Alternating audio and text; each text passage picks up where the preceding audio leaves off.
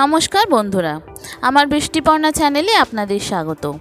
আজ আমি চলে এসেছি উচ্ছের একটা রেসিপি নিয়ে, উচ্ছে চচ্চড়ি।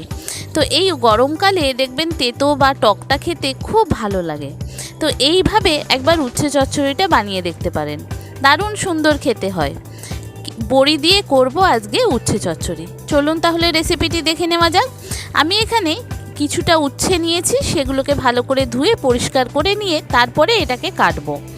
আর এই উচ্ছেগুলো কাটলে এর যে দানাগুলো থাকে সেই দানাগুলো অনেক সময় মুখে লাগে। যারা দানা ভালোবাসেন তাদের থাকলে অসুবিধা নেই, কিন্তু যারা দানা ভালোবাসে না, দাঁতে আটকে যায় বা লেগে যায় মুখে, সেই জন্য আমি আগে এইভাবে কেটে চামচের পিছনটা দিয়ে দানাগুলোকে আগে বের করে দেব।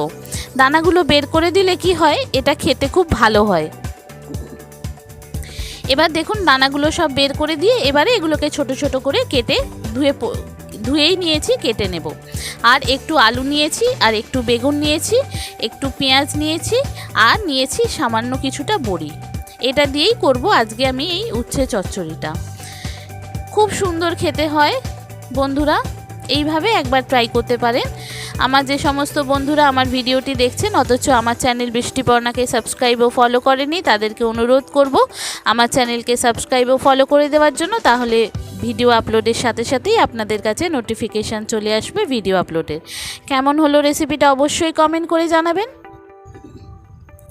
প্রথমে কড়াইতে বেশ কিছুটা তেল দিয়ে আগে প্রথমে বড়িগুলো ভেজে তুলে নেব। বড়িগুলো বেশি তেলে ভাজলে দেখবেন ভাজাটাও ভালো হয় আর খেতেও খুব ভালো হয়। এবার বড়িগুলো ভাজা হয়ে গেলে যে তেলটি পড়ে থাকবে সেই তেলেতেই উচ্ছেগুলোকে ভালো করে লাল লাল করে ভেজে তুলে নেব।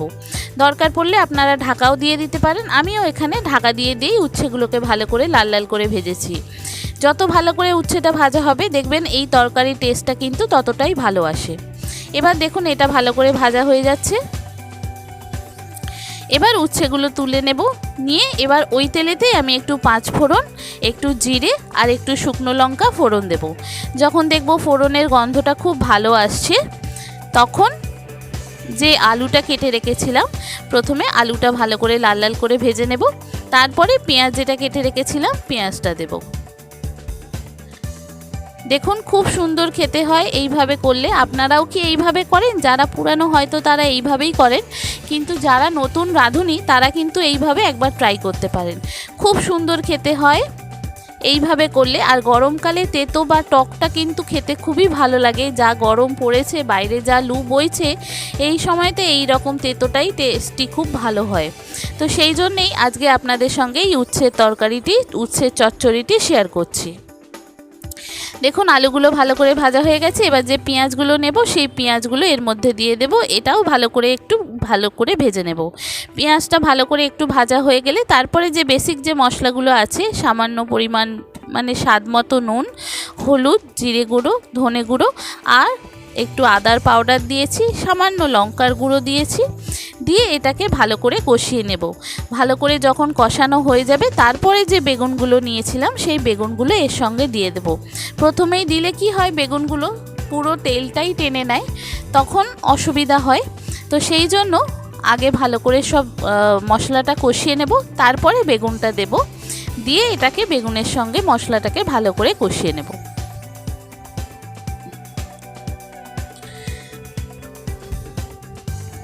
গরম ভাতে এই রকম উচ্ছে চচ্চড়ির যদি পদ থাকে তাহলে তো আর কথাই নেই, দারুণ লাগে খেতে। একবার বন্ধুরা এইভাবে ট্রাই করে দেখতে পারেন আমার মতো করে উচ্ছে চচ্চড়ি।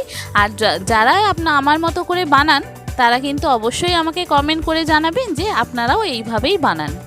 এবার মশলাটা কষানো হয়ে গেছে, পরিমাণ মতো জল দিয়ে দেব, দিয়ে এটা ঢাকা দিয়ে আগে সিদ্ধ হতে দেব। যখন দেখব অর্ধেকটার মতো সিদ্ধ হয়ে গেছে তারপরে যে উচ্ছেগুলো নিয়েছিলাম সেই উচ্ছেগুলো দিয়ে এটাকে আরেকটু সিদ্ধ করে নেব। আর যে বড়িটা নিয়েছিলাম সেই বড়িটা আমি অর্ধেকটা দেব আর অর্ধেকটা একটু উপর থেকে ছড়িয়ে দেব বলে রেখে দেব। দেখুন উচ্ছে দিয়ে এটা অনেকটা সিদ্ধ হয়ে গেছে প্রায় সবটা। এবার ঢাকাটা দেব না, হাই ফ্লেমে এটাকে জলটা একটু কমিয়ে নেব। এবার বড়িগুলো যেটা নিয়েছিলাম বড়িগুলো দিয়ে দেবো, কয়েক কটা রেখে দেব, দিয়ে বাদবাকিটা বড়িগুলো এর মধ্যে দিয়ে দেব। যখন এটা একদম মাখো মাখো হয়ে যাবে, যখন নামিয়ে ফেলবো, তারপর উপর থেকে একটু বড়ি ছড়িয়ে দিয়ে এটা পরিবেশন করব। দারুণ সুন্দর খেতে হয় এইভাবে গরমকালে যদি উচ্ছে চচ্চড়ি তৈরি করে খান। কেমন হলো রেসিপিটা অবশ্যই আমাকে কমেন্ট করে জানাবেন। ভালো লাগলে একটা লাইক ও শেয়ার করে দেবেন। আর যে সমস্ত নতুন বন্ধুরা আমার ভিডিওটি দেখছেন, আমার চ্যানেল বৃষ্টিপর্ণাকে সাবস্ক্রাইব ও ফলো করেননি, তাদেরকে অনুরোধ করব যে আমার চ্যানেলকে সাবস্ক্রাইব ও ফলো করে দেওয়ার জন্য। তাহলে ভিডিও আপলোডের সাথে সাথেই আপনাদের কাছে নোটিফিকেশান চলে আসবে ভিডিও আপলোডের। কেমন হলো রেসিপিটা অবশ্যই কমেন্ট করে জানাবেন। কিন্তু একদম শুকনো শুকনো করে এটা নামাবো।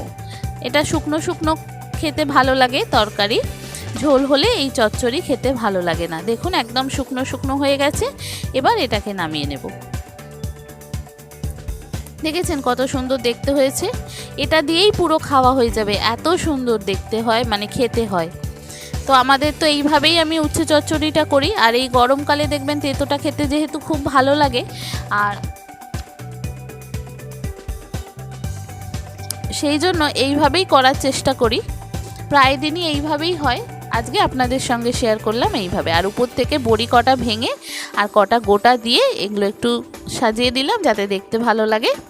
ব্যাস হয়ে গেল। কেমন হলো রেসিপিটা অবশ্যই জানাবেন। কিন্তু ভালো লাগলে একটা লাইক ও শেয়ার করে দেবেন। দেখেছেন খুব সুন্দর দেখতে হয় এইভাবে উচ্ছে চচ্চড়ি করলে। দেখেছেন কত সুন্দর দেখতে হয়েছে, খেতেও কিন্তু দুর্দান্ত স্বাদের হয়। এইভাবে করলা বা উচ্ছে দিয়ে এরকম উচ্ছে চচ্চড়ি ট্রাই করতে পারেন বন্ধুরা। খুব সুন্দর খেতে হয়, খুব সুন্দর দেখতে হয়। থ্যাংক ইউ বন্ধুরা।